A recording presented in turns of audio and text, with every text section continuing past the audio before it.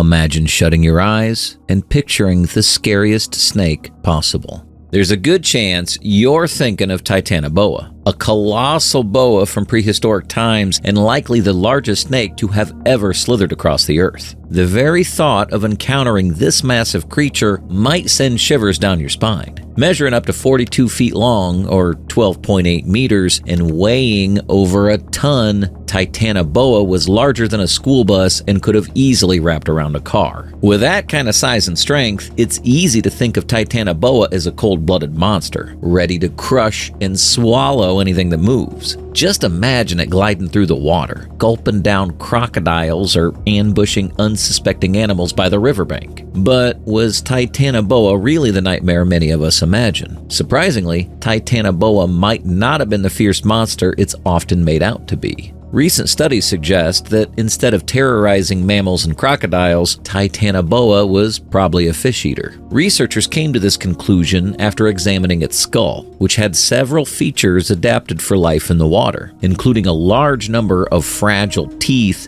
suited more for catching fish than crushing large prey. It also had a palate similar to that of modern sea snakes who thrive on a fish-based diet.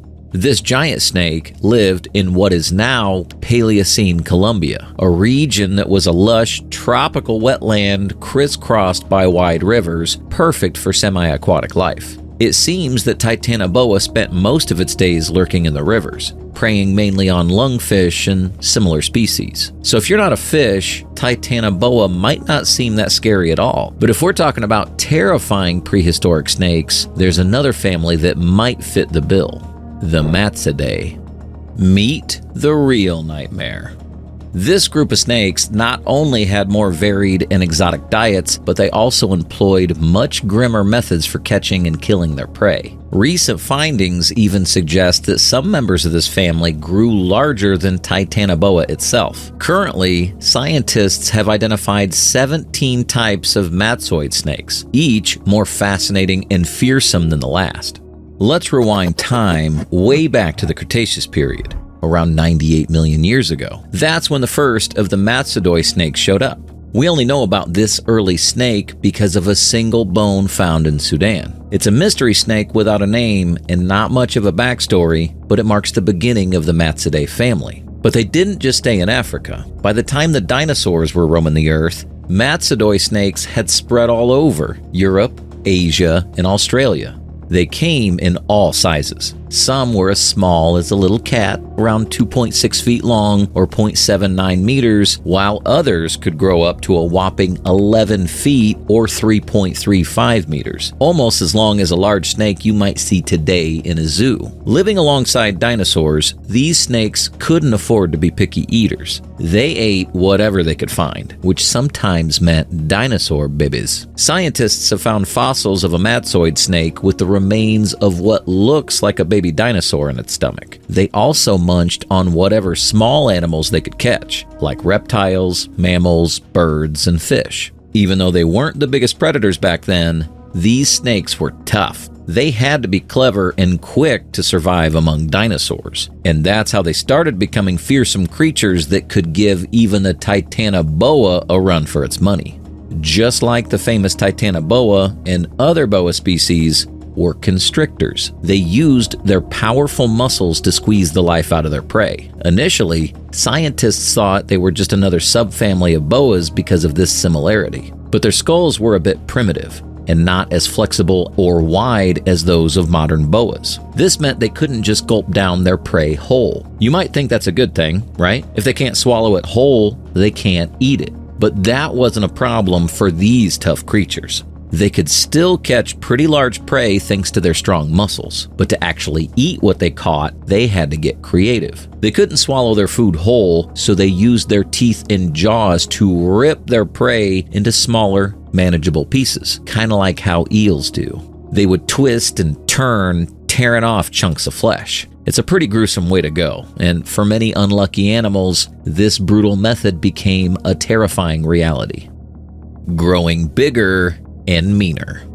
As time went on in the Cretaceous period, these snakes kept getting bigger and bigger. The most notorious of them all was the madtsoia, the family's namesake. This giant lived in both India and Madagascar during the late Cretaceous. In India, these snakes grew up to about 16 feet long, or 5 meters, roughly the size of the largest boa constrictors today. But on the island of Madagascar, they got even bigger. Some reached up to 26 feet, or 8 meters. That's as long as the largest reticulated pythons we see today. Madtsoia snakes were truly powerful predators because of their massive size. At their peak in Madagascar, almost no animal was safe from them. They could prey on creatures both small and large, including dinosaurs. While they were likely more careful when young, adult madtsoia snakes were at the top of the food chain, showing just how strong and dangerous they could be.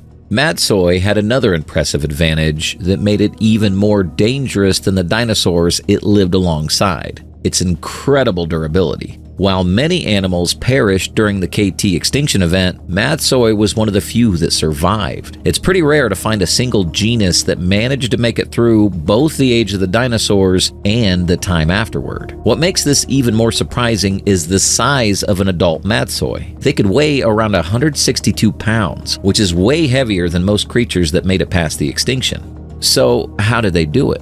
Experts believe it had to do with their low-profile bodies, which allowed them to hide in hard-to-reach places, along with their extremely slow metabolism. This slow metabolism meant they could go without food for up to a year. Once the dinosaurs were gone, there was nothing stopping madtsoia from thriving. By the time the Eocene period rolled around 10 million years later, these snakes had spread as far as South America and had grown even larger. In Argentina, some specimens reached lengths of 33 feet or 10 meters, making them the biggest predators of their time. At this size, many paleontologists think madtsoia were apex predators, hunting everything from crocodile-like creatures to mammals like ancient horses and early primates. But a recent discovery in the Himalayas has rewritten what we know about these ancient giants. A new discovery in the Himalayas.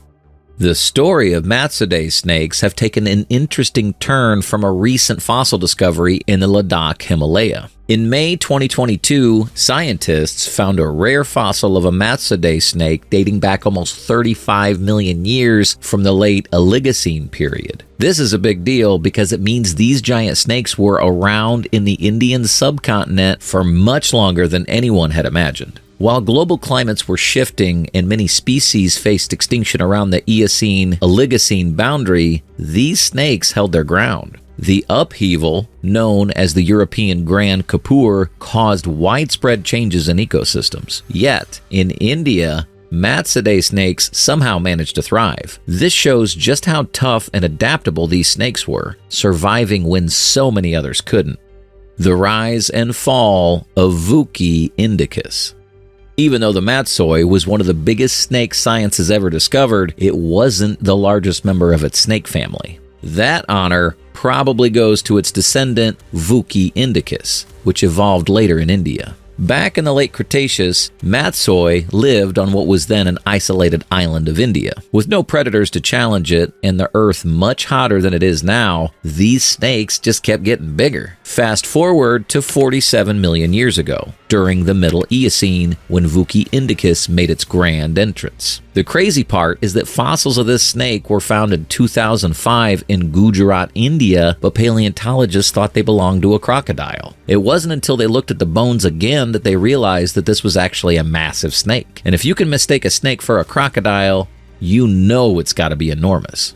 Estimates put vasuki indicus at a jaw-dropping 40 to 50 feet long, or 12 to 15 meters. That's longer than a school bus and potentially enough to beat Titanoboa's record. This snake was also incredibly heavy, weighing around 1 ton, the same as an adult giraffe. Unlike Titanoboa, which preferred hanging out in rivers, vasuki indicus was mostly a land predator. It lurked around thick, swampy areas, setting up perfect ambushes for its prey. With its strong muscles, it could squeeze the life out of anything it caught, then tear it apart with its sharp teeth. Its diet was impressive too. This snake was known to eat crocodiles, turtles, and even a kind of primitive whale. Vasuki indicus was at the top of the food chain for millions of years. It was the biggest and most dangerous predator around, ruling the land without any real threats. But then the climate started to change. The earth gradually cooled down, and since snakes are cold-blooded, they can't regulate their body temperature like mammals do.